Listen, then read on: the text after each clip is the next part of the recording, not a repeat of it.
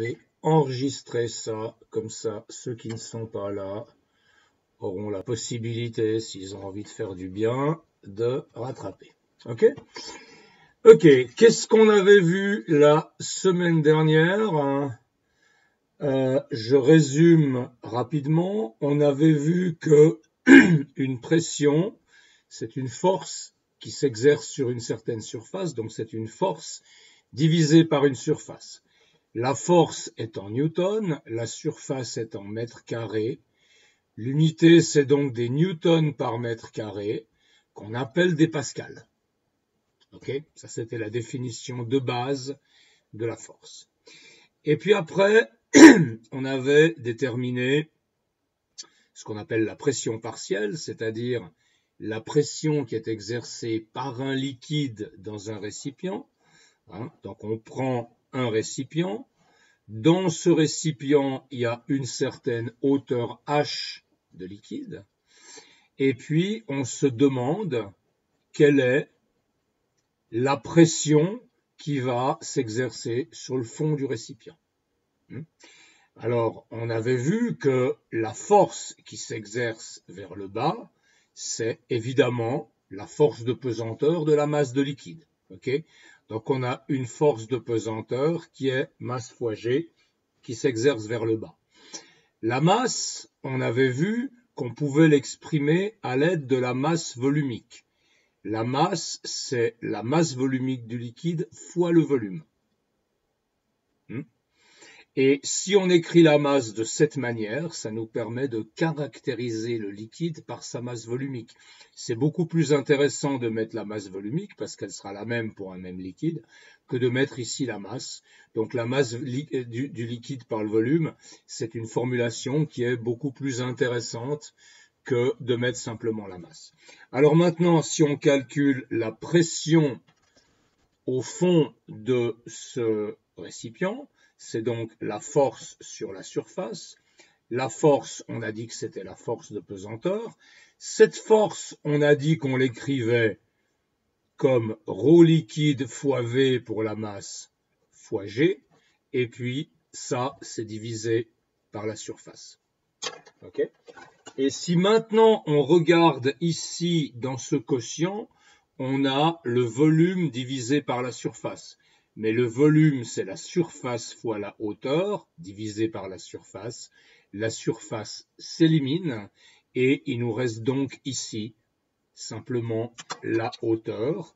C'est pourquoi la pression qu'on appelle pression partielle, parce qu'elle est due uniquement à un liquide particulier dans un récipient, cette pression partielle, c'est ρ du liquide fois G fois H. Okay? On avait dérivé cette formule la dernière fois. Ça va, vous m'entendez, vous me voyez correctement, parce que moi je vous entends plus là. Ok.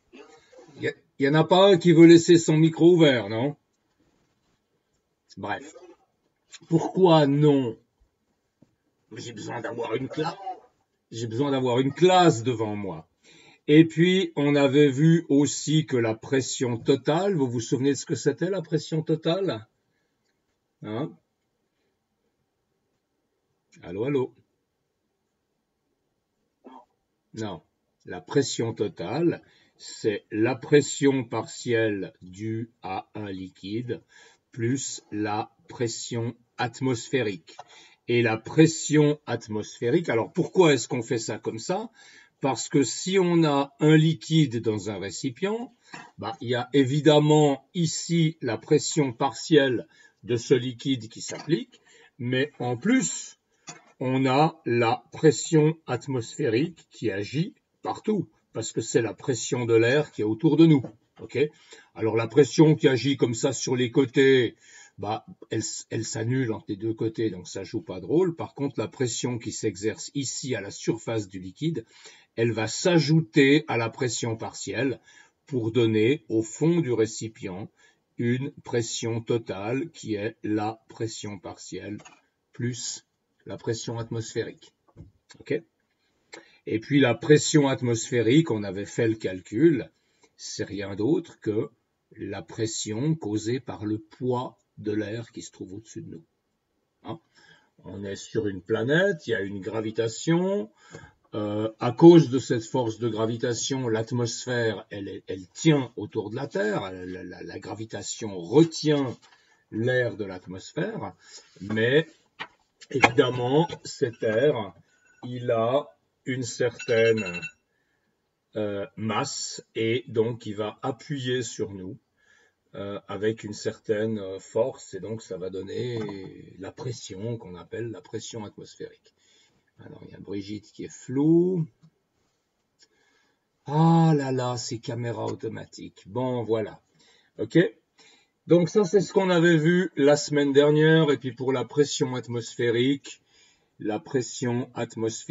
on avait vu que c'était environ 96 700 pascal au niveau de Genève, parce qu'on n'est pas au bord de la mer. Et c'était en moyenne, 101 300 pascal au bord de la mer. D'accord? Ça, c'est essentiellement ce qu'on avait vu la dernière fois. Okay. Alors maintenant, on devait faire ces exercices.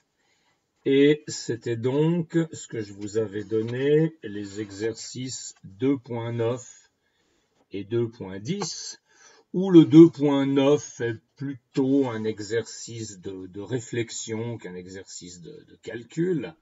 Qu'est-ce que vous pensez de l'exercice 2.9 hein? On a deux récipients de formes différentes et on vous dit que le fond des récipients a la même surface, même si c'est pas évident sur la photo, on va les croire, hein. Les deux récipients ont la même surface et pourtant ils sont remplis avec le même liquide, mais la forme du récipient est différente.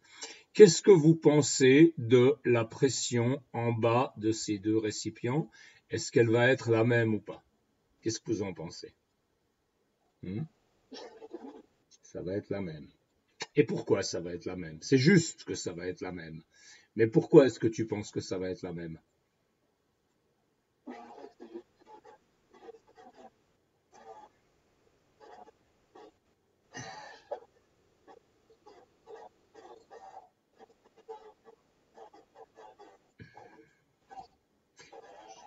On ne te dit pas que c'est la même quantité de liquide. Hein.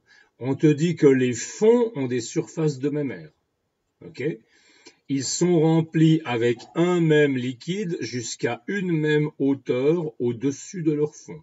Okay? Mais on ne te dit pas que c'est la même quantité de liquide. C'est pas la même quantité de liquide. Okay? Je peux te reformuler cette question avec deux récipients qui ont des formes encore plus différentes. Je peux te dire, OK, on a un premier récipient qui est cylindrique avec une hauteur de liquide H, et puis on a un deuxième récipient qui a cette forme-là avec la même hauteur de liquide H. Est-ce que la pression sera la même en bas du récipient? C'est un peu la même question. Alors, la réponse c'est oui. Pourquoi c'est oui? On a calculé la pression partielle et on a vu que la pression partielle, elle s'exprime comme ça. Elle dépend du liquide, c'est le même liquide dans les deux, donc c'est la même chose. Elle dépend de G, qui est l'accélération de la pesanteur, et elle est la même pour les deux, puisque les deux se trouvent sur Terre. Et puis, la hauteur, c'est la même. Okay? Donc la pression partielle à la base de ces deux récipients, elle va être la même. C'est un truc qui n'est pas évident à comprendre. Hein? Ça pose quelques petits problèmes quand même, ce genre de choses. Okay? Mais maintenant, dites-vous une chose. Okay? Supposez que vous ayez, allez, je vais vous en faire 3 ce coup-ci. Je vais vous faire 3 récipients comme ça. OK. Donc là, on a de nouveau une hauteur H de liquide.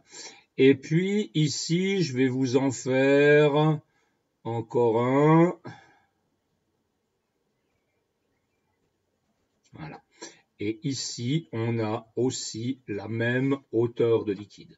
Est-ce que vous pensez que la pression sera la même dans tous ces récipients-là aussi? Vous pensez qu'elle sera la même? C'est le même liquide. Ça, c'est le même liquide dans les trois. OK?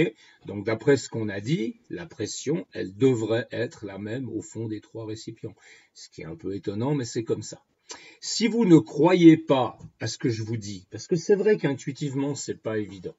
Imaginez une expérience où on prend un tuyau et on prend deux tuyaux et on relie ces réservoirs, on relie ces conteneurs. OK? Si on les relie par un tuyau, le niveau d'eau, il va faire quoi dans les trois récipients? Est-ce que le niveau d'eau sera le même dans les trois récipients ou pas? Qu'est-ce que vous pensez? Absolument. Le niveau d'eau, quand vous avez une étendue d'eau et que l'eau est autorisée à bouger, eh bien, le niveau d'eau, il se place de manière que tous ces niveaux soient identiques. OK? Maintenant, s'il y avait une pression différente au fond de ces récipients, eh bien, il y aurait donc, supposons que là, la pression soit plus forte que là. Si c'était le cas, eh bien, il y aurait de l'eau qui se déplacerait dans ce tuyau de la région où la pression est plus forte vers la région où la pression est plus faible. Okay? Et si ça se produisait, eh bien, le niveau ici descendrait et le niveau là monterait. Or, c'est pas ce qu'on observe. Quand on relie différents récipients, justement, on a le même niveau dans chacun des récipients. Et ça, c'est bien la preuve qu'au fond des récipients, la pression est la même. D'accord? Est-ce que vous avez déjà construit un mur? Hein? Vous avez déjà construit un mur? Hein? Comment est-ce que vous faites pour vous assurer que votre mur est plat et horizontal? Ouais, tu commences par le bas, puis après tu montes, et puis c'est plus à la même hauteur. Ok, j'ai un mur, j'ai construit un mur. Comment est-ce que je pourrais faire pour m'assurer que ce mur est bien horizontal? Comment est-ce que je pourrais faire en utilisant ce principe? Essayez d'être créatif. Ah, ouais, mais là on est dans la pression et l'hydrostatique, donc je ne vais pas utiliser une équerre. Alors, ouais, mais une équerre, ça te dira quoi l'équerre? Parce que si tu connais pas l'horizontale, tu connais pas la verticale non plus. Il faudrait une équerre, un fil à plomb, mais c'est un peu compliqué. Essaye de penser avec des liquides. Comment est-ce que je pourrais faire avec un liquide pour voir si ce mur est horizontal ou pas?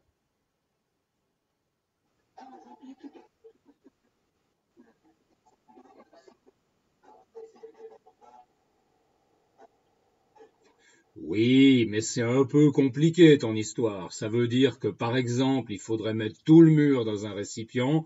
Tu peux pas remplir le mur d'eau. Ok? Il y a une manière plus simple de faire les choses. C'est de prendre un tuyau d'arrosage. Hein, quand vous faites un mur, en général, ça se fait dehors. Vous avez des tuyaux d'arrosage. Et puis, votre tuyau d'arrosage, vous allez le placer comme ça, à côté du mur. Ok? Vous allez le placer là. Et si maintenant je remplis ce tuyau d'arrosage avec de l'eau, hein, donc on va supposer que j'ai rempli avec de l'eau là en bas, ok, le niveau d'eau, il est comment dans les deux bouts du tuyau? Hmm? Le même, ça vous le savez, ok?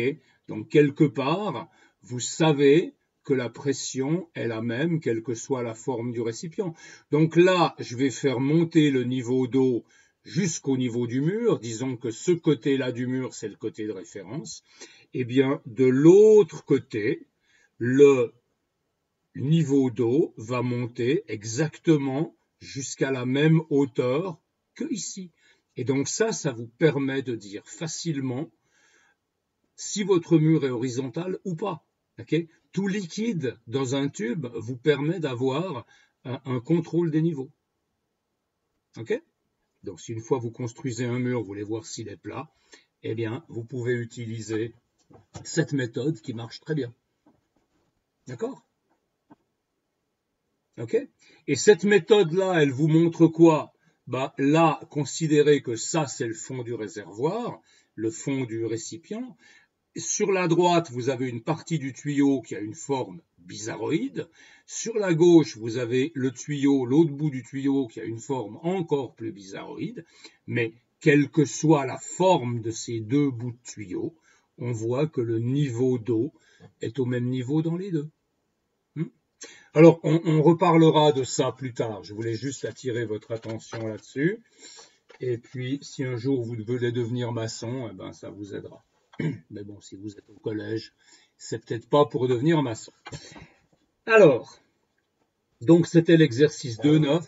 Oui, pardon, il y a une question? Il y a une question? Ah, ok. Bon. Alors maintenant, on va faire l'exercice 2.10. Ok? Le 2.10, c'est cet exercice qui vous parle de plongée. Je ne sais pas si vous avez déjà fait de la plongée, c'est un sport qui est passionnant, qui est un tout petit peu dangereux, c'est-à-dire qu'il faut prendre des précautions, parce qu'on peut mourir assez facilement si on fait des bêtises sous l'eau. Ok? Et il y a toutes sortes de problèmes très intéressants de pression dans les liquides quand on fait de la plongée, et quand on fait des cours de plongée, quand on fait des brevets de plongée, on a des cours de physique qui sont très intéressants. En tout cas, moi, j'ai trouvé ça intéressant. Ok? Alors, faisons quelques calculs de base. Nous sommes au bord de la mer. Quelle est la pression à la surface de l'eau? Qu'est-ce que vous avez répondu à ça? Pression à la surface de l'eau, c'est quoi? Qu'est-ce qu'on a comme pression qui s'exerce là, à la surface? Et vous le savez. Non? C'est la pression atmosphérique. À la surface de l'eau, il n'y a pas de pression partielle due à l'eau, mais il y a évidemment la pression atmosphérique qui s'exerce sur la surface. C'est même marqué ici. Hein. C'est marqué la pression atmosphérique est due au poids de l'air. Okay? Donc à la surface, vous avez une pression qui est la pression atmosphérique. Et comme on est au bord de la mer, cette pression, elle est en moyenne de 101 300 pascal. C'était un des chiffres qu'on avait vu tout à l'heure, qu'on avait vu la dernière fois. La pression au bord de la mer, c'est en moyenne 101 300 pascal. Ça varie avec la météo. Quand il fait beau, elle est un peu plus haute. Quand il fait mauvais, elle est un peu plus basse. Mais la moyenne, c'est 101 300. OK? Maintenant, quelle pression subit un plongeur se trouvant à 20 mètres de profondeur? Donc là, qu'est-ce qu'on va calculer? On va calculer une pression partielle ou une pression totale? Allô, allô? Voilà, c'est une pression partielle parce qu'on s'intéresse uniquement à 20 mètres de profondeur d'eau. Ok? Donc ça, ce sera la pression partielle. La pression partielle, c'est le ρ du fluide fois G fois H, et puis on va remplacer les valeurs. Alors pour le ρ de l'eau, je vais être un peu pointilleux. On est au bord de la mer. La mer, c'est de l'eau salée. Et l'eau salée, ça a une masse volumique un poil plus grande que l'eau douce. C'est pour ça qu'on flotte mieux dans la mer que dans un lac. Et on flotte mieux dans la mer morte, qui est très salée, que dans une mer normale. Alors, la masse volumique de l'eau de mer, c'est autour de 1030, 1035 kg par mètre cube, à peu près. 1030 kg par mètre cube. Ça dépend de la salinité. Hein. Mais l'eau normale, l'eau douce, c'est entre 998 et 1000. Et puis l'eau salée, on va dire 1030. Alors, je prends donc ici 1030 fois G qui vaut 9,81 fois la hauteur qui vaut 20. Ok. Et là, je vais faire le calcul approximativement en prenant G à 10. 1030 fois 10, ça fait 10 300 fois 20, ça fait 206 000 pascal. Est-ce qu'on est d'accord? 206 000 pascal. Et donc, vous voyez que 20 mètres d'eau, ça vous fait que 2 fois la pression atmosphérique qui est due à plusieurs kilomètres d'air. Ça reflète le fait que l'eau a une masse volumique beaucoup plus élevée que la masse volumique de l'air. Ok? De quel facteur doit-on tenir compte? Eh bien, évidemment, on tient compte uniquement de la profondeur du liquide et de G. Okay? Donc, si vous allez faire de la plongée sur la Lune, la pression dans l'eau, elle va augmenter beaucoup moins vite avec la profondeur. Hein, parce que là, dans la formule, on n'aura pas le G terme, on aura le G Lune. Donc, vous aurez une pression à 20 mètres qui sera 6 fois plus faible sur la Lune. Enfin bon, il n'y a pas de lac sur la Lune, qu'on sache. Donc, ok. Et puis maintenant, question D. Quelle pression subit un plongeur à une profondeur de 50 mètres? Alors, la pression partielle à 50 mètres, eh bien, c'est le ρ du liquide fois G fois 50 mètres de profondeur. Donc, on va dire 1030 fois 10 fois 50. Et ça va faire 51, ça va faire 515 000 si je calcule juste. 5 fois 10, 50, 5 fois 3, 15. Ouais, c'est ça. Ça va faire 515 000 pascal. Donc à 50 mètres de profondeur, la pression, elle est 5 fois plus élevée que la pression à la surface. Et ça, évidemment, ça va modifier les échanges gazeux dans vos poumons parce que les échanges gazeux vont se faire à une pression 5 fois plus élevée. Et vous savez ce que ça a comme conséquence, ça, sur l'organisme?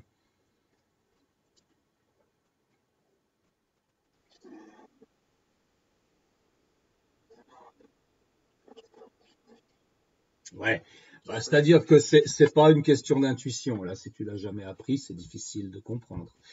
Dans l'air, vous avez 80% d'azote et 20% d'oxygène, à peu près. Ok? Et puis, le passage entre l'air et votre corps et votre sang, il se fait par les poumons. Okay? Alors, en temps normal, quand vous êtes à une pression normale, donc vous êtes dans la vie de tous les jours, vous n'êtes pas sous l'eau, eh bien, l'azote, il ne passe pas dans les poumons et il n'y a que l'oxygène qui passe dans vos poumons. Et puis, cet oxygène, depuis vos poumons, il est distribué à votre corps par le sang. Okay? Maintenant, si vous faites la même chose, si vous respirez à une pression de 500 000 pascal, donc ça c'est ce qui se passe quand vous êtes à 50 mètres de profondeur, eh bien il se trouve qu'à cette pression-là, l'azote aussi, il passe dans votre sang. Okay? Et l'azote, il va se diluer dans votre sang, il va circuler dans votre corps. C'est pas grave. Okay? Ça fait que quand vous sortez d'une plongée, vous avez plus d'azote dans votre sang et ça vous rend un peu, vous vous sentez un peu flotté. C'est un peu comme vous êtes un peu défoncé en fait après une plongée. Okay? Et à cause de l'azote. Le problème qu'il y a, okay, c'est que quand vous remontez d'une plongée, il faut laisser le temps à cet azote de ressortir de votre sang. Donc quand vous faites de la plongée et que vous plongez à une certaine profondeur, vous devez remonter lentement, okay, de manière à ce que l'azote ait le temps de ressortir de votre sang par les poumons. Hein, parce que l'azote, il est sous forme dissoute, c'est des molécules d'azote qui sont dans le sang, c'est pas des bulles d'azote. Si vous montez trop vite, qu'est-ce qui se passe? eh bien, il se passe que cet azote qui se trouve dans votre sang dissous, cet azote, il va se retransformer en azote gazeux et il va former des bulles d'azote dans votre sang. Okay. Ces bulles d'azote, elles vont aller boucher les petits vaisseaux parce qu'une bulle, c'est très solide. Quand c'est petit, plus c'est solide une bulle. Okay. Donc ces bulles-là, elles vont se former dans votre sang, elles vont bloquer les artères, elles vont se former dans vos articulations, vous allez avoir mal aux articulations, elles vont se former à toutes sortes d'endroits dans votre corps, et si vous montez trop vite et que vous ne laissez pas sortir l'azote, vous avez ce qu'on appelle un accident de décompression. Accident de décompression, qui est une chose extrêmement grave en plongée. Si vous remontez trop vite, quand vous êtes dehors, si vous n'êtes pas soigné rapidement, vous pouvez en mourir. Parce que ces bulles d'azote, elles vont tout ficher en l'air dans votre corps, elles vont bloquer votre circulation sanguine, etc. Ok ?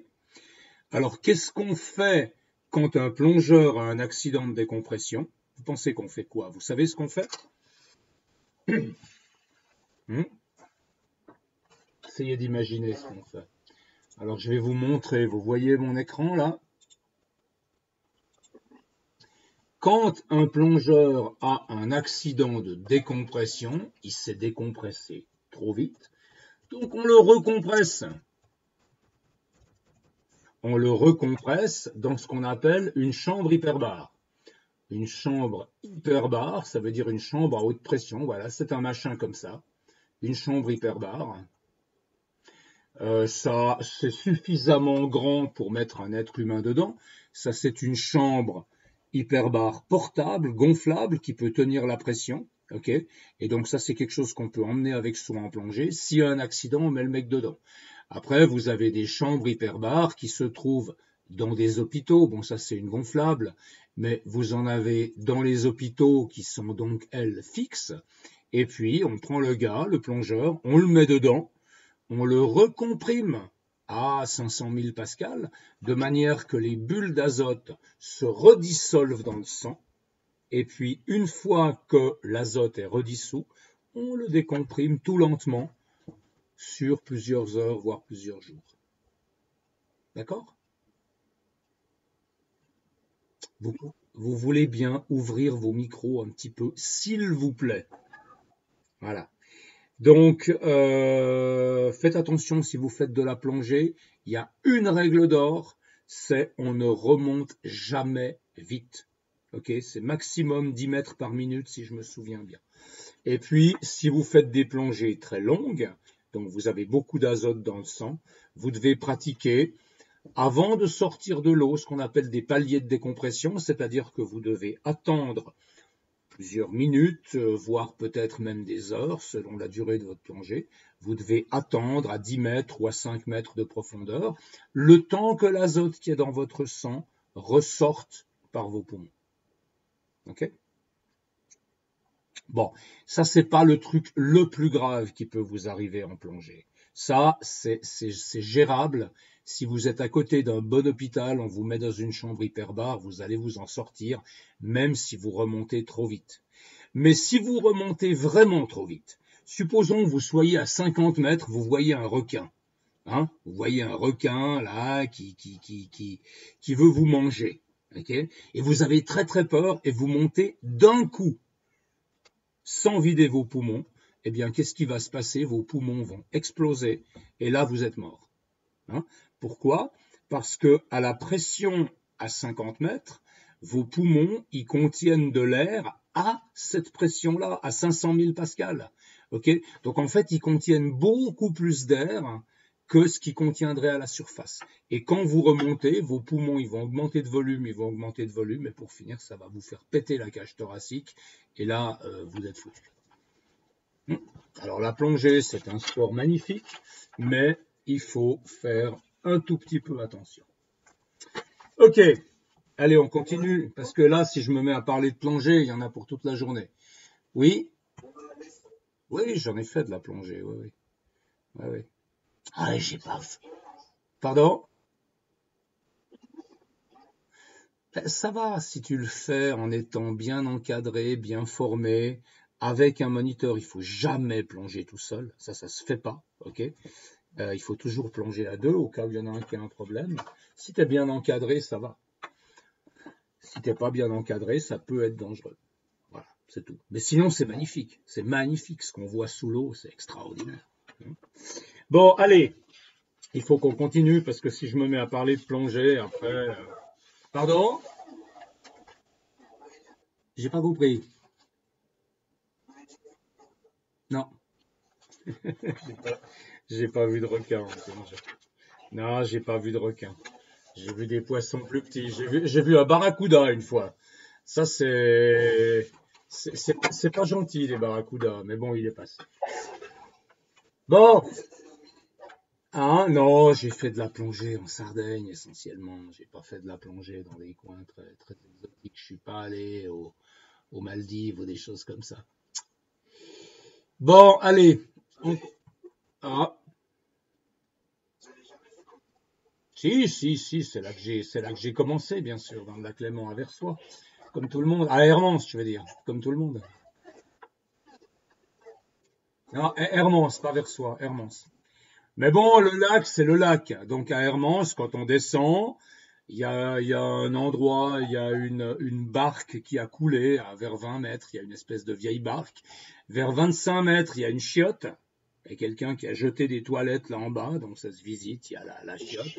Ouais, il y a une chiotte. Et puis on voit deux, trois poissons. Mais enfin, c'est pas... Bon, allez. On va maintenant voir différentes unités pour la pression. Pourquoi est-ce qu'il y a différentes unités? Parce que la pression, c'est quelque chose qui a de l'importance pour plusieurs métiers.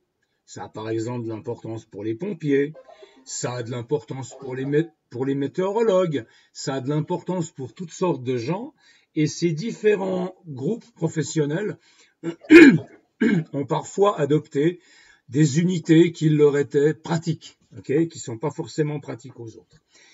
L'unité la plus commune de pression atmosphérique, pardon, j'ai entouré le mauvais, c'est le bar. L'unité de pression la plus pratique et la plus utilisée, c'est le bar.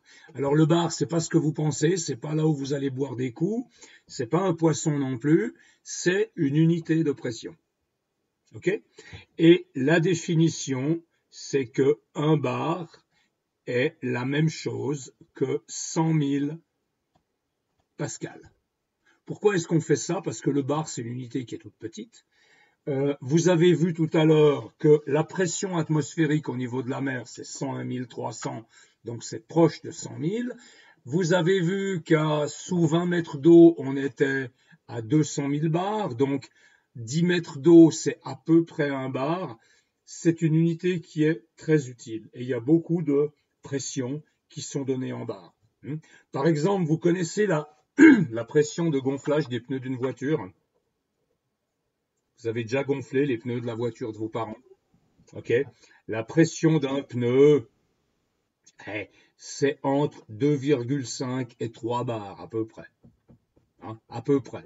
Et quand vous gonflez les pneus de voiture, il faut regarder à l'intérieur de la porte de la voiture, il y a un petit tableau avec les données du constructeur. Et il faut s'en tenir à ces données-là. Si vous gonflez trop peu, vous allez consommer plus. Et si vous gonflez trop, vous allez perdre de la tenue de route, parce que la surface de contact entre le pneu et la route sera plus faible. Donc, vous devez gonfler comme ça. La pression de l'eau dans les robinets, vous avez une idée de combien c'est à peu près? Non? Ouais. C'est entre 4 et 6 bars. La pression de l'eau qu'on a dans les robinets, dans une maison normale. Après, ça c'est valable pour le rez-de-chaussée. Si vous montez dans les étages, vous aurez moins de pression. Ça, on va voir dans un instant. Ok. Est-ce que vous savez à combien on comprime l'air dans une bouteille de plongée? Vous avez une idée? Si vous ne le savez pas, vous ne le savez pas.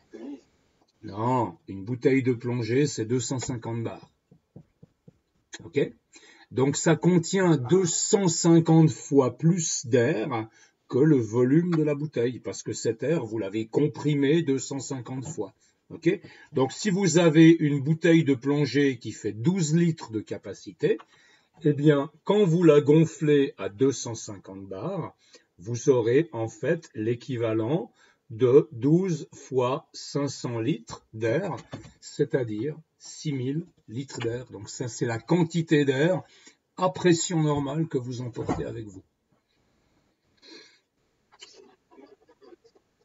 Ça dépend de la profondeur.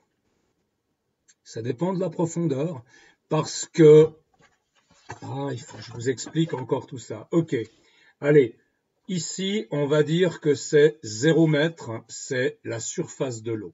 Ok, et puis ici, on descend, on va dire que ça, c'est 10 mètres, ça, c'est 20 mètres, et ça, c'est 30 mètres. En plongée loisir, on va pas au-delà de 40 mètres. Au-delà de 40 mètres, ça commence à devenir dangereux. Ok ?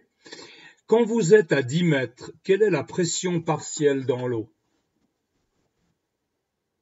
La pression partielle, c'est ρGH, le ρ de l'eau c'est 1000, le G c'est 10, la hauteur c'est 10, donc la pression partielle à 10 mètres de profondeur, c'est environ 100 000 pascal, c'est-à-dire 1 bar. Ok ? La pression partielle à la surface, c'est évidemment 0 bar. Et puis, à 20 mètres, la pression partielle, ça va être 2 fois la pression partielle qu'on a à 10 mètres. Donc, à 20 mètres, on aura 2 bars. À 30 mètres, on aura 3 bars. Et puis, à ça, il faut ajouter la pression atmosphérique qui s'exerce à la surface. La pression atmosphérique, c'est 101 300 pascal, ça fait à peu près 1 bar. Okay? Okay? Donc, la pression totale à la surface, ce sera 1 bar. La pression totale à 10 mètres, ce sera 2 bars. La pression totale à 20 mètres, ce sera 3 bars. La pression totale à 30 mètres, ce sera 4 bars. Bon, ok. Supposons que vous soyez là à 30 mètres en train de plonger. Ok. Alors, vous êtes là, vous avez vos palmes, tac, vous êtes en train de plonger.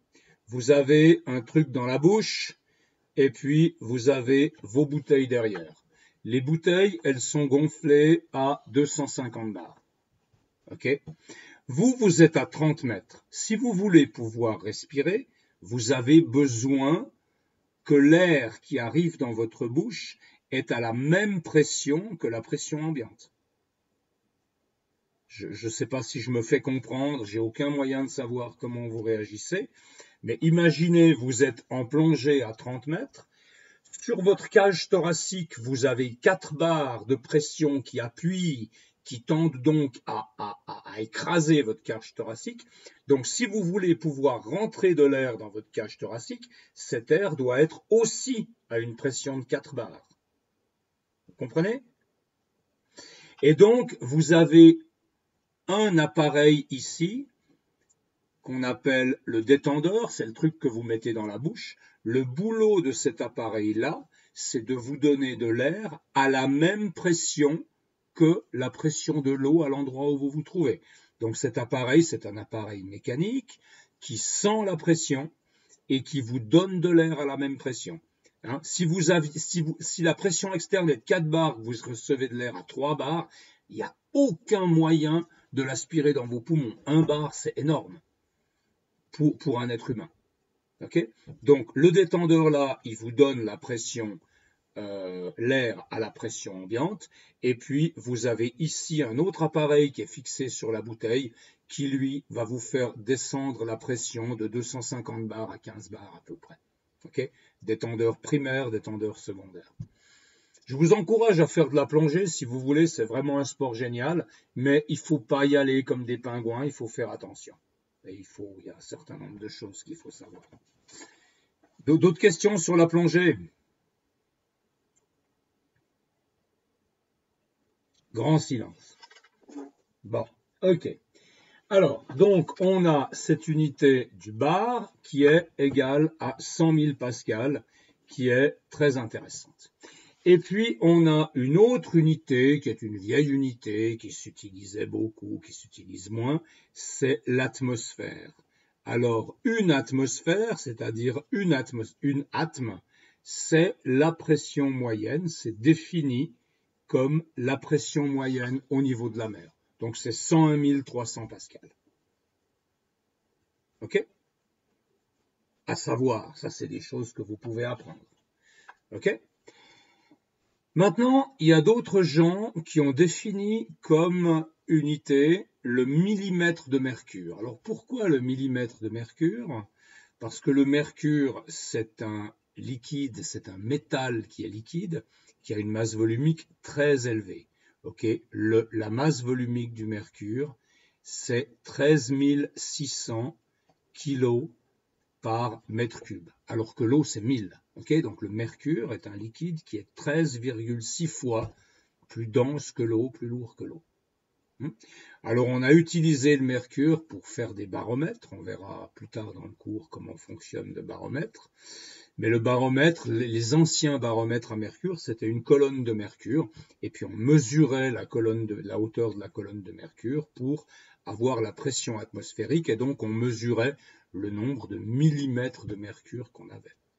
Okay, donc si maintenant je veux calculer la pression due à 1 mm de mercure, je vais faire ça comment? Je vais calculer la pression partielle due au mercure. Okay, et la pression partielle due au mercure, c'est le ρ fois le g fois la hauteur. Toujours la même chose, c'est la pression partielle d'un liquide. Alors, calculons. Là, le ρ du mercure, je vous l'ai dit, c'est 13 600 kg par mètre cube. Le G, on va l'arrondir à 10. Et puis, la hauteur, on a dit que c'était 1 mm. Alors, je fais ça comment? Si c'est 1 mm, ça va être 0,01 mètre. Je dois évidemment mettre la hauteur en mètres. Et maintenant, si vous faites 13 600 fois 10 divisé par 1000, eh bien, ça vous donne 136 pascal. Okay, 136 pascal, ça, c'est la valeur en pascal d'une pression de 1 mm de mercure. Et puis maintenant, on peut faire un petit calcul amusant. Qu'est-ce qui se passe quand on a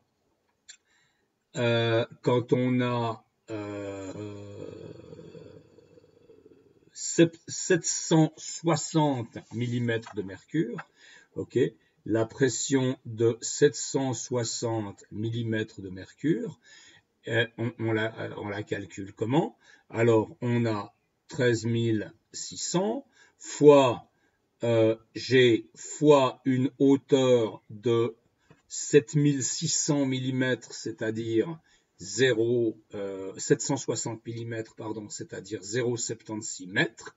Eh bien, si vous faites ce calcul-là, vous allez trouver 101 300 pascal, c'est-à-dire une atmosphère. Okay, les baromètres à mercure, ce sont des systèmes qui sont construits comme ça. Le baromètre à mercure, essentiellement, c'est un tube qui est fermé ici, qui est ouvert là. Et dans ce tube, il y a du mercure. Et le mercure, il a une hauteur, ça on verra plus tard, il a une hauteur ici de 760 millimètres. Okay, et comment ça marche? Eh bien, ici, vous avez la pression atmosphérique qui appuie sur la surface de mercure, parce que le tuyau est ouvert, tandis que là-haut, vous avez du vide, il n'y a pas de pression atmosphérique. Donc, la pression atmosphérique qui est là est compensée par la pression partielle du mercure qui est dans le tube. Et c'est comme ça qu'on arrive à mesurer la pression atmosphérique avec un baromètre. OK? Bon, allez, reprenons nos exercices parce que là, j'ai l'impression que peut-être je vous perds un peu. On va faire un exercice tout con maintenant, tout con mais il faut le faire, qui est l'exercice 2.11. Okay, je vous ai parlé tout à l'heure, Brigitte, Merci Brigitte. Je vous ai parlé tout à l'heure de la pression dans les réseaux de distribution d'eau. Ça, c'est un exercice qui concerne les réseaux de distribution d'eau. Est-ce que vous savez ce que c'est qu'un château d'eau? Château d'eau? Un château d'eau, alors je vais vous montrer des photos de château d'eau. Tac. Et on va chercher. Vous êtes toujours là ou quoi? J'ai un message bizarre qui s'est affiché. Vous m'entendez toujours? Ok, voilà. Alors, on va prendre des images de châteaux d'eau. Vous avez déjà vu ces machins? Vous avez déjà vu des constructions comme ça dans la campagne? Hein? Voilà. Alors ça, c'est des châteaux d'eau. C'est des choses qu'on trouve dans les pays plats. En Suisse, il n'y en a pas tellement des châteaux d'eau. Pourquoi? Parce qu'en Suisse, on a des montagnes, des collines, et donc les réservoirs d'eau, on les met sur les collines, et puis ensuite l'eau, elle descend, elle se met sous pression pour être distribuée dans les maisons. Mais quand vous êtes dans une région qui est complètement plate, si vous allez dans le nord de l'Italie, par exemple, ou si vous allez dans la région de Bordeaux, qui sont des régions complètement plates, il faut bien que l'eau, elle arrive sous pression dans les maisons. Donc, qu'est-ce qu'on fait? On construit des tours comme ça, qui font une certaine hauteur. Il y en a qui sont jolies, il y en a qui sont moches. Ok, vous voyez, celle-là, c'est une ancienne. Et dans ces tours, qu'est-ce qu'on a? Eh bien, en haut, vous voyez ma souris là? Vous voyez la souris? Ok. Donc en haut dans la tour, dans cette partie cylindrique, on a un réservoir qui contient de l'eau. Ok. Le réservoir est illustré ici. Et puis dans la montée, là, vous avez un système de tuyaux. Vous avez un tuyau qui apporte l'eau pour approvisionner le système en eau, et puis un tuyau qui part et qui va amener l'eau dans les maisons. Okay. Et donc la pression de l'eau qui va être distribuée dans les maisons, eh bien, elle va être déterminée par la hauteur de cette tour. Et c'est ce qu'on va calculer maintenant. D'accord? Ok? Après, vous avez d'autres tours qui ont des formes différentes. Par exemple, celle-là, c'est une tour avec une empreinte assez faible qui permet d'avoir un réservoir plus grand. Après, vous avez toutes sortes de trucs. Vous en avez qui sont moches, vous en avez qui sont jolis, vous en avez qui sont plus modernes que d'autres. Vous avez toutes sortes de choses. Okay, ça, par exemple, ça c'est des châteaux d'eau qui sont magnifiques. Mais évidemment, ça c'est un peu plus compliqué, un peu plus cher à faire. Ça aussi. Ça, c'est un château d'eau qui a une forme qui est générée uniquement par des lignes droites. Vous voyez que toutes ces lignes-là, elles sont droites, mais si vous les entortillez comme ça vous donne une forme qui est évasée vers le haut. Et c'est quelque chose d'extrêmement solide. Bref, revenons, je parle trop aujourd'hui. Revenons à cet exercice. Ok ? Vous avez un réseau de distribution d'eau. La tour à gauche est un château d'eau. Ok? Ce château d'eau, il fait 25 mètres de haut, 25 mètres entre le sol et la surface du liquide. Quelles sont les pressions dues à l'eau uniquement en A, B, C, D quand tous les robinets sont fermés? A, c'est là, B, c'est là, C, c'est là en bas et D, c'est là. Donc vous avez des robinets qui sont à différentes hauteurs par rapport à la tour. Ok? Alors, on a vu que la pression, elle dépendait uniquement de la profondeur et qu'elle ne dépendait pas de la forme du récipient. Donc là, on peut considérer que tout ce truc-là, c'est un seul récipient, et puis ça tient comme ça quand les robinets sont fermés. Ok ? Et donc, on va maintenant, pour le robinet A, s'intéresser à la différence de pression entre l'endroit où est le robinet et puis la surface du liquide là-haut. Enfin, en quelque sorte, on va regarder à quelle profondeur est le robinet A, même si ce n'est pas dans un seul grand récipient, mais c'est dans un récipient qui a une forme bizarre. Okay ? Et cette hauteur-là, c'est combien? Vous savez me dire combien c'est cette hauteur-là? Allô, allô? Vous avez 25 mètres ici, et puis vous remontez de 7 mètres. Okay? Donc ça, ce sera 25 moins 7, et 25 moins 7, ça fait 18 mètres. Okay, donc ce robinet-là, il est 18 mètres plus bas que la surface de l'eau. Donc la pression au niveau du robinet, ce sera ρ liquide fois G fois la différence de hauteur qui est 18 mètres. Alors maintenant, si on calcule ça de manière approximée, c'est de l'eau, donc le ρ vaut 1000. On est sur Terre, donc le G, on l'approxime à 10. Et tout ça fois 18, ça vous fait 180 000 pascal. 180 000 pascal, c'est pas beaucoup pour de l'eau dans un robinet. Donc le gars qui habite là, quand il prend sa douche, si son tuyau de douche est un peu étroit, etc., ça va pas couler fort. D'accord? En B, vous pensez que ça va couler plus fort ou moins fort? Allez, ouvrez vos micros. Oh là là. Allez, ouvrez vos micros. Il y en a marre là. M'en fous même s'il y a un peu de bruit. Hein? Bah oui, en B, ce sera. Oui, en B, la pression, elle sera un peu plus forte. Parce qu'en B, la pression, c'est 1000 fois 10 fois la différence de hauteur qui est 25 moins 4. Là, vous avez 4 mètres. OK, donc ça fait fois 21, 25 moins 4. Et ça fait 210 000 pascal. Alors, la leçon à retenir de tout ça, c'est que quand vous habitez dans un immeuble, si vous habitez au rez-de-chaussée, vous avez plus de pression d'eau que si vous habitez au 8e étage. Hein? Parce que sur 8 étages, l'eau, elle va perdre de la pression. Il faut bien qu'elle monte, l'eau, et donc une partie de la pression va être utilisée pour faire monter l'eau, et puis au 8e, votre douche, elle coulera moins fort qu'au rez-de-chaussée. Ça fait partie des désavantages d'habiter haut.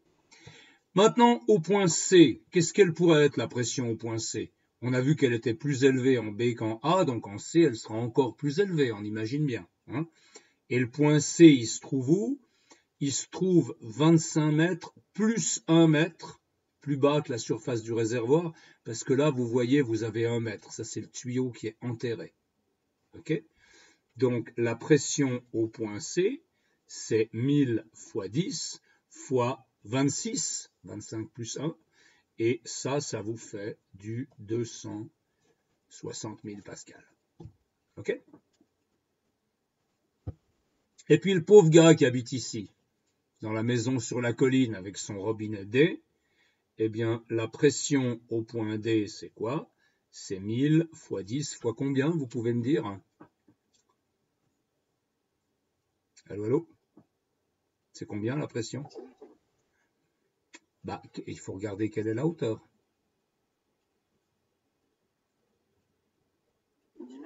Ouais, la hauteur, c'est 25 mètres moins 15. OK, ça c'est 25 moins 15 qui fait 10. 1000 fois 10 fois 10, ça fait 100 000 pascal, ça fait 1 bar. Alors ce pauvre gars-là, bah, il a de l'eau qui coule pas fort. OK, mais bon, ça coule quand même. D'accord? Alors, à Genève, c'est pas comme ça. Hein. À Genève, ça marche différemment parce qu'on est une grande ville, il n'y a pas de château d'eau à Genève. Il y en a dans la campagne autour de Genève, mais il n'y en a pas à Genève. À Genève, c'est différent.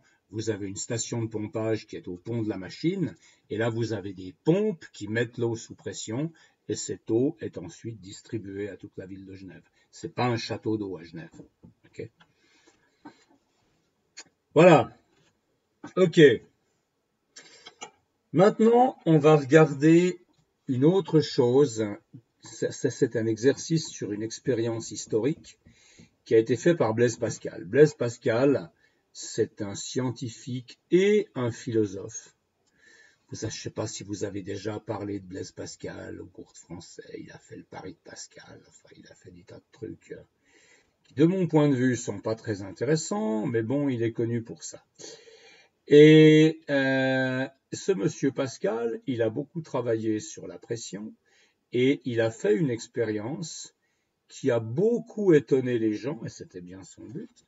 Il a montré que si on prend un tonneau L'expérience, elle a été faite au XVIIe siècle. Okay, donc à l'époque, les récipients standards, c'était des tonneaux. Il a pris un tonneau solide, okay, et dans ce tonneau, il a rajouté un tuyau vertical de 10 mètres de haut. Okay, et puis, il a rempli le tonneau, puis ensuite, progressivement, il a rempli le tuyau jusqu'en haut. Et on a très bien observé que quand ce tuyau-là se remplissait, eh bien, le tonneau, il a commencé à pisser dans tous les sens et pour finir, il a explosé le tonneau.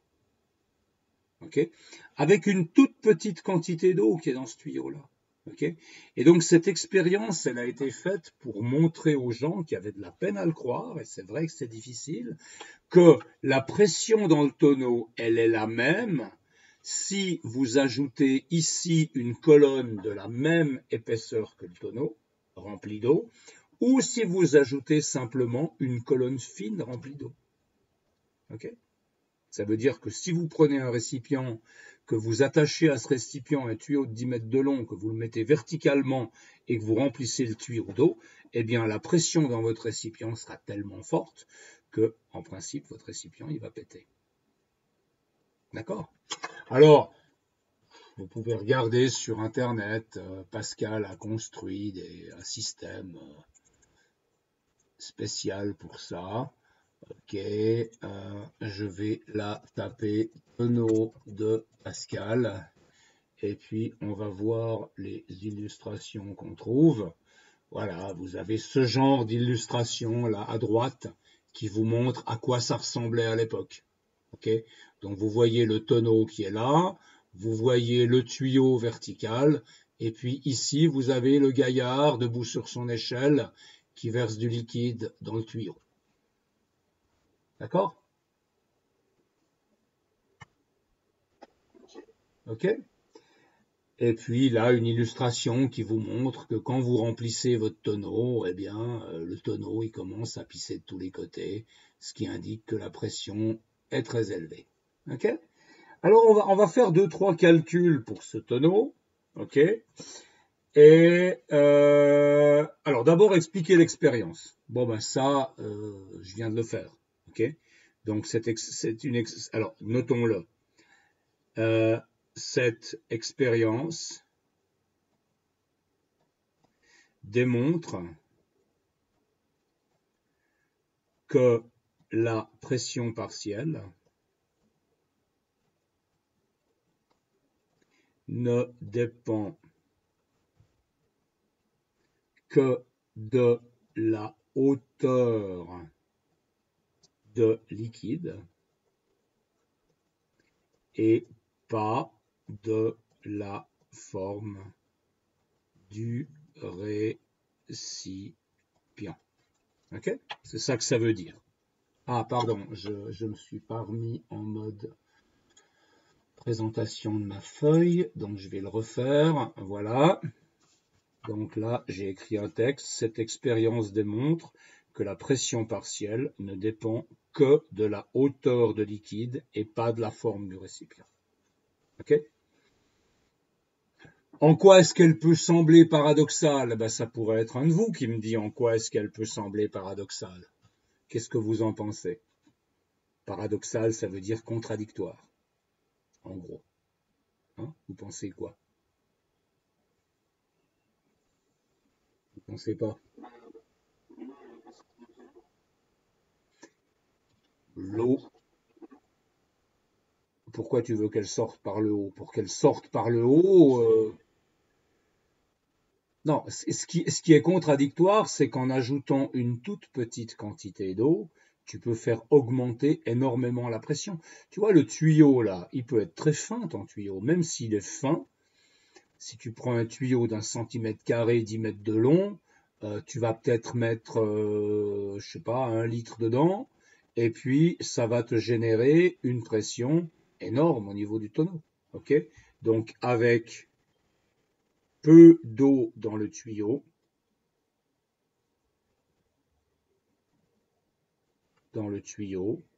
on peut générer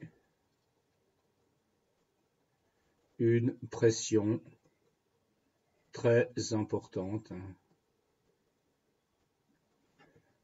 dans le tonneau. D'accord? Donc, ce qui est paradoxal, c'est qu'on rajoute un tout petit peu d'eau. Si on prend un tuyau qui est très fin, il ne faut pas beaucoup d'eau pour le remplir. Et pourtant, l'effet de ce peu d'eau qu'on rajoute, puisqu'on rajoute sur 10 mètres de haut, c'est le même effet que si on ajoutait, que si on remplissait un récipient du même diamètre que le tonneau, ce qui demanderait beaucoup plus d'eau. D'accord?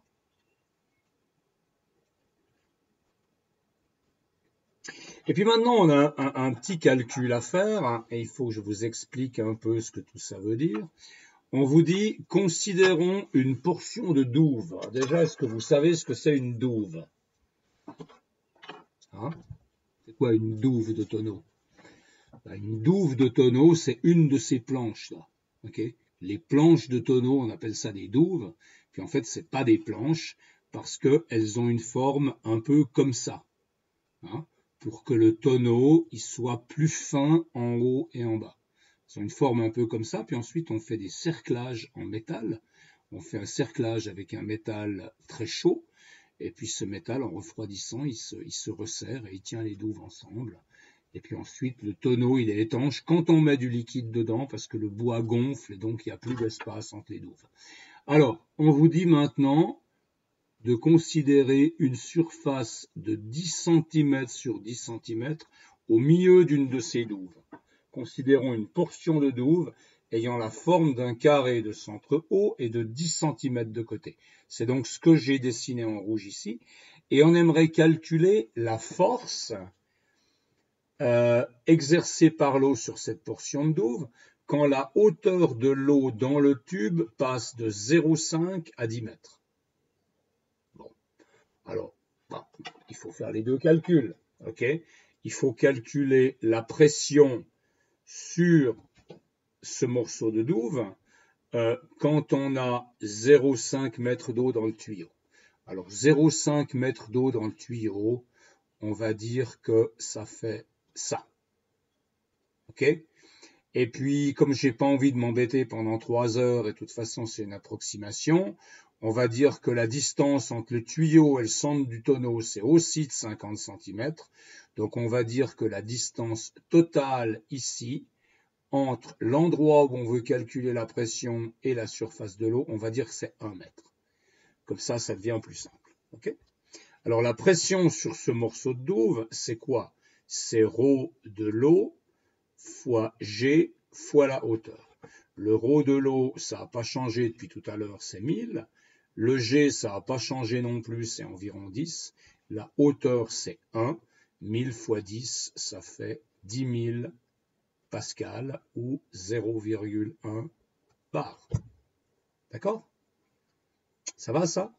Ça, c'est la pression qui s'exerce sur cette fenêtre, au niveau de cette fenêtre, quand on a 50 cm d'eau dans le tuyau, donc quand l'eau arrive jusque-là. Maintenant, comment est-ce qu'on calcule la pression quand on a 10 mètres d'eau dans le tuyau? Qu'est-ce que vous pensez? 10 mètres d'eau, on a 10 mètres là, on a 50 cm ici si je veux être pointilleux, donc ça fait 1000 pour le ρ de l'eau, ça fait 10 pour le G approximé, et puis la hauteur ici, ce sera 10,5, donc 10 mètres de tuyau et 50 cm pour arriver au milieu du tonneau. Okay? Si vous faites ce calcul, ça vous donne 105 000 pascal. D'accord? Et 105 000 pascal, c'est donc 1,05 bar. Donc vous voyez que quand vous avez rempli le tuyau d'eau, vous avez à peu près multiplié la pression par 10. D'accord?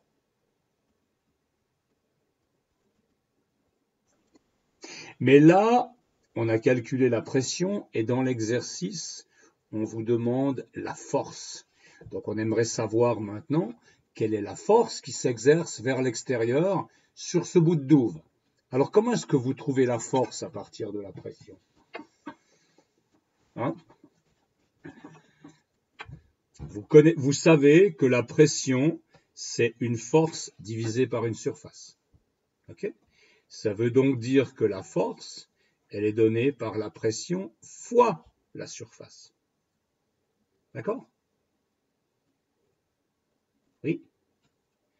Alors maintenant, j'ai mes deux calculs à faire. J'ai le calcul à faire pour le premier cas. Là, j'avais une pression de 10 000 pascal fois une surface. Une surface, combien elle fait cette surface? Elle fait 10 cm de côté. Alors maintenant, il faut qu'on calcule la surface. Combien ça fait de surface un carré de 10 cm de côté? Hein, ça, vous savez, vous avez fait un cours d'IDS. Comment est-ce que je fais pour calculer ça? La surface, c'est quoi? La surface, c'est la base fois la hauteur. Elles font chacune 10 cm, mais je dois les écrire en mètres. Donc c'est 0,1 mètre fois 0,1 mètre, 10 cm fois 10 cm. Et ça fait 0,01 mètre carré. D'accord? Ça fait un centième de mètre carré. Effectivement, sur un mètre carré, vous avez 100 carrés de 10 cm sur 10. Donc vous avez cette surface qui fait 0,01. Donc là, je multiplie par 0,01, donc j'enlève de 0, ça me fait une force de 100 newtons. Et puis dans le deuxième cas, j'ai 105 000 newtons fois 0,01, la même surface. Ça nous donne, vous enlevez de 0, ça vous donne 1050 newtons. Et donc vous voyez que la force, elle passe de 100 newtons quand vous avez un petit peu d'eau là au fond, à 1000 newtons quand vous avez toute la colonne remplie, ce qui vous explique évidemment que le tonneau pète à ce moment-là. D'accord? Allô, allô? Allô, la Terre? Ah, mais laissez vos micros ouverts. Il n'y a pas de bruit derrière vous, non? Vous avez peur que je vous espionne chez vous, hein? Que je sois en train d'enregistrer quand vos parents se donnent leur numéro de compte en banque. Je suis pas de la NSA, je suis pas de la NSA, moi. Hein? Ouais. Bon, je regarde qui a Diego Herblina. Il y a Gentrit qui est arrivé. Donc Gentrit, je vais le rajouter à la liste. Il y a Izimbi qui est là. Bonjour Izimbi. Ça va? Khadija. Pedro, il y a Pedro qui est là. Ouais, mais je connais pas suffisamment bien ta voix. Puis tu vois, moi quand je présente, je vois plus l'écran de Meet, donc je sais pas qui c'est qui arrive. Pedro, Raphaël. Ouais, là j'avais déjà noté. Sarah, je l'avais noté. Sarah, non, je l'avais pas noté. Voilà. Tom et Zachary. Ok, Wassim, qu'est-ce qu'il devient, Wassim? On sait pas. Jeanne, qu'est-ce qu'elle devient? Je la vois pas en ligne, Jeanne. Bon. Et puis, qu'est-ce qu'on a encore? Nastea. Je la vois pas non plus. Ouais, bon, bref. Ryan, je sais pas ce qu'il fout. Dilara. Elle n'est pas là. Bon. On verra. Pardon?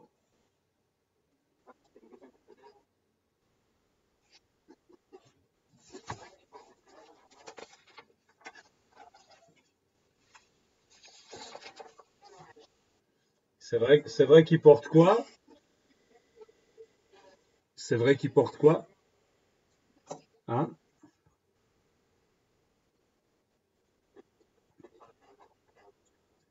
Ouais. C'est l'équivalent numérique du bavardage en classe, quoi. Tu utilises la classe pour discuter avec quelqu'un. Ah, je dois dire qu'avec votre classe, c'est quand même beaucoup plus cool d'enseigner comme ça, parce que vous avez vos micros fermés, puis je vous entends pas.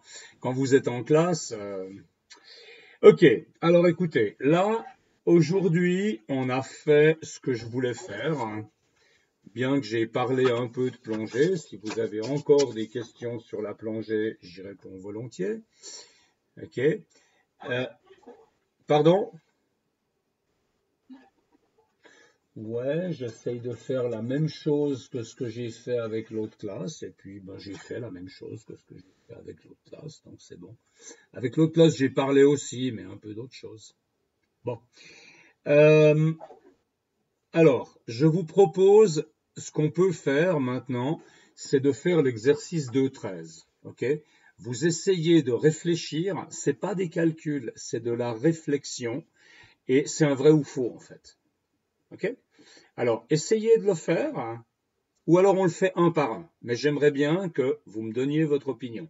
J'aimerais bien que vous ouvriez vos micros, même s'il y a votre maman en train de passer l'aspirateur derrière, ou votre papa, ne soyons pas sexistes, et puis que vous me répondez. Question A, l'air n'a pas de masse car il est invisible. Qu'est-ce que vous en pensez? C'est vrai ou faux? C'est faux, ok? Vous connaissez. Alors d'abord l'air, il n'est pas invisible, il est transparent, c'est déjà pas la même chose. Et puis les substances transparentes qui ont de la masse, vous en connaissez. Vous connaissez le verre, vous connaissez tous les plastiques transparents, le plexiglas, tous ces machins-là. Le fait d'être transparent, ça assure pas qu'on n'a pas de masse, ok? Donc ça c'est faux. Et est-ce que vous vous souvenez de la masse volumique de l'air? J'ai dû vous le dire, je crois. La masse volumique de l'air, c'est 1,3 kg par mètre cube aux conditions normales. Les conditions normales, ça veut dire une pression d'une atmosphère et puis une température de 20 degrés. Évidemment que si vous comprimez l'air à 2 atmosphères, sa masse volumique, elle sera plus de 1,3, mais elle sera à 2,6. Hein? Il se passe quoi là? Il y en a un qui joue à la console en même temps ou quoi? Ok. Le volume d'un gaz ne dépend que de la masse de gaz. Ouh là là là là là là. Ouais, ça c'est une question un peu tordue. Le volume d'un gaz ne dépend que de la masse de... Qu'est-ce que vous pensez? Hein? Si je vous donne 1,3 kg d'air, est-ce que ça fera toujours un mètre cube ou pas nécessairement? Hein? Ça change en fonction de quoi?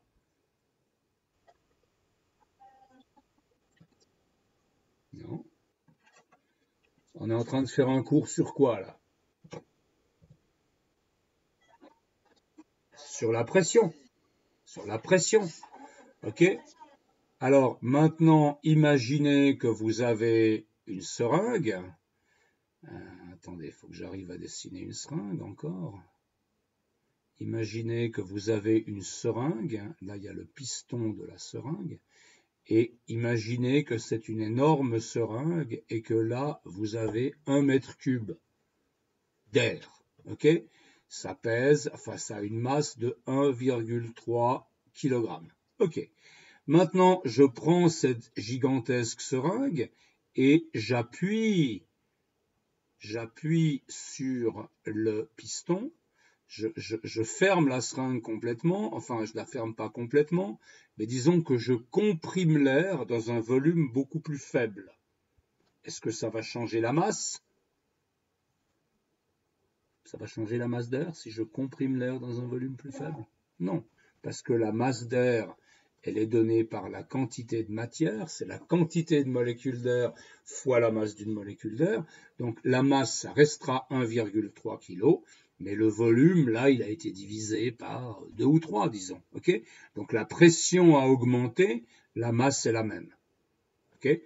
Donc c'est pas vrai, le volume d'un gaz dépend de la pression à laquelle ce gaz se trouve. Si le gaz est sous forte pression, il va prendre moins de volume parce que les molécules de gaz, elles vont se rapprocher les unes des autres. Et puis, si la pression est basse, le gaz, il va prendre beaucoup de volume. Parce que les molécules, elles vont s'écarter les unes des autres. Okay? Donc ça, c'est faux. Le volume dépend de la pression. Okay?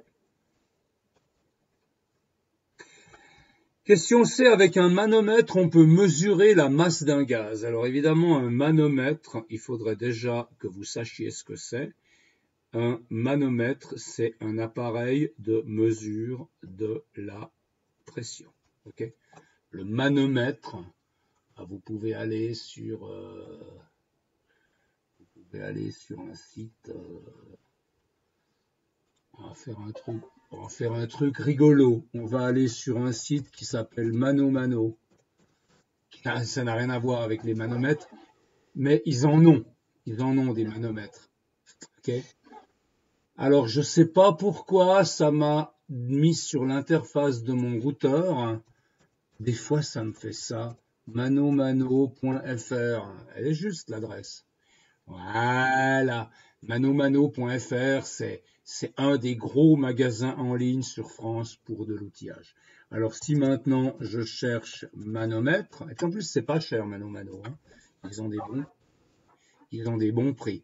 Alors, si je cherche un manomètre, ben voilà des manomètres. Vous voyez, celui-là, c'est un manomètre tout bête. Vous avez ici en bas un filetage qui vous permet de relier ça au tuyau dans lequel se trouve votre gaz.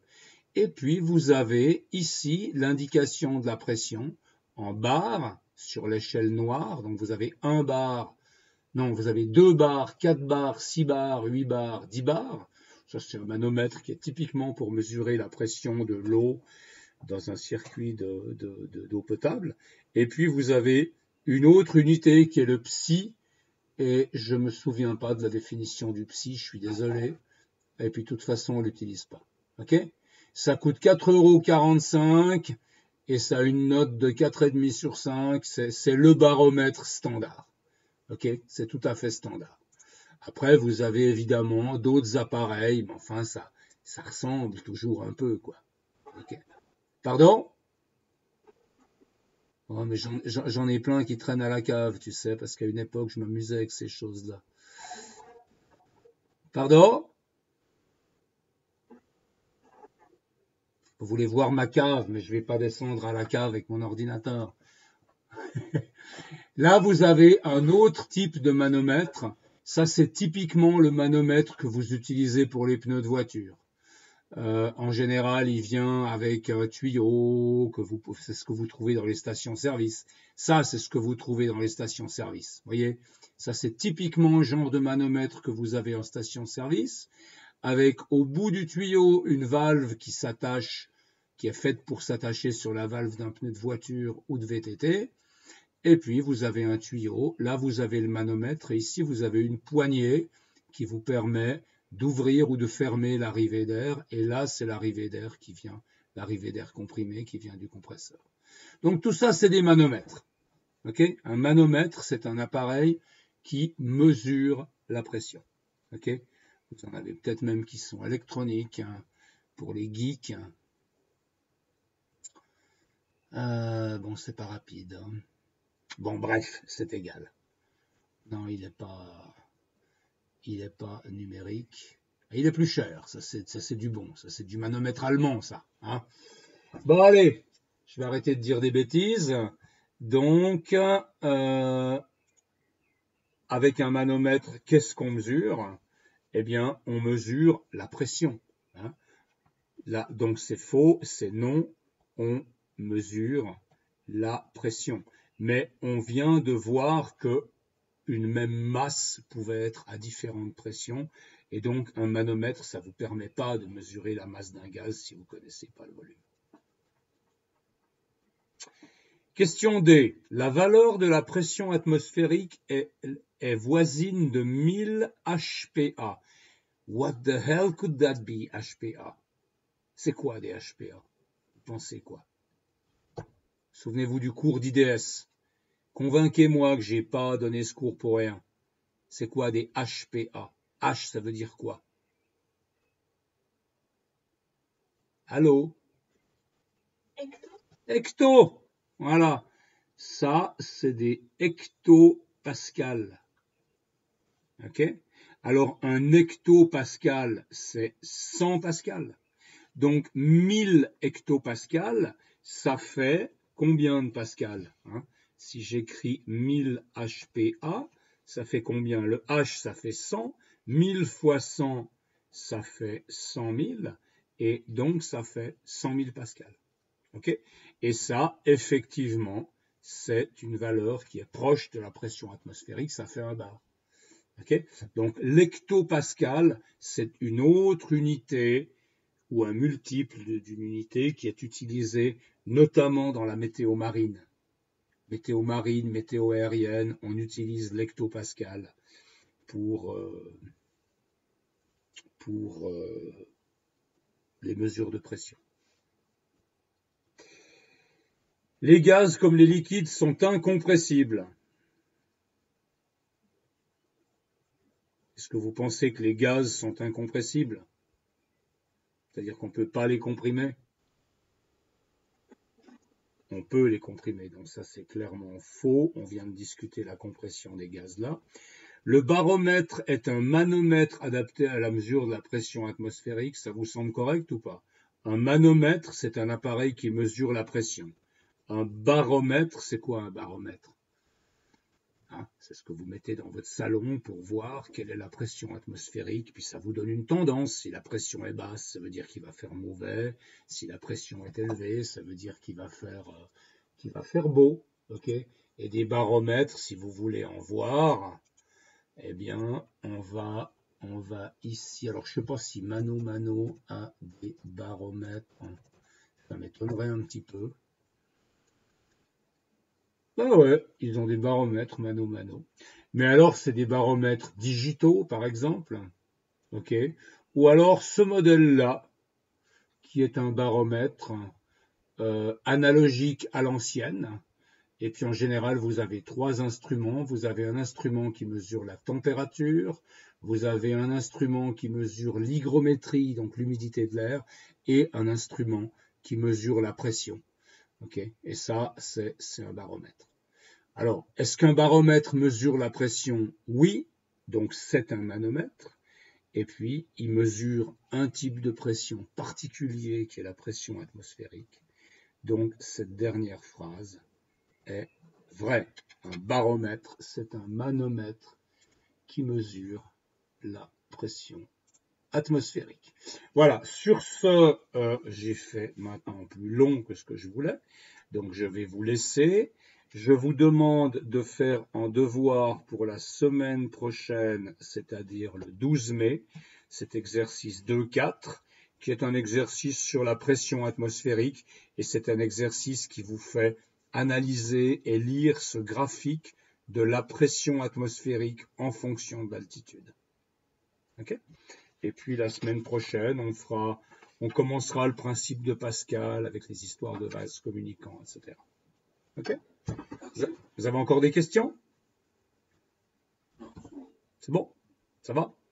Vous arrivez à suivre ou quoi? Parce que moi, je vous entends pas. Je ne sais pas si je vais trop vite, pas assez vite. Je ne sais pas si vous écoutez ou si vous êtes.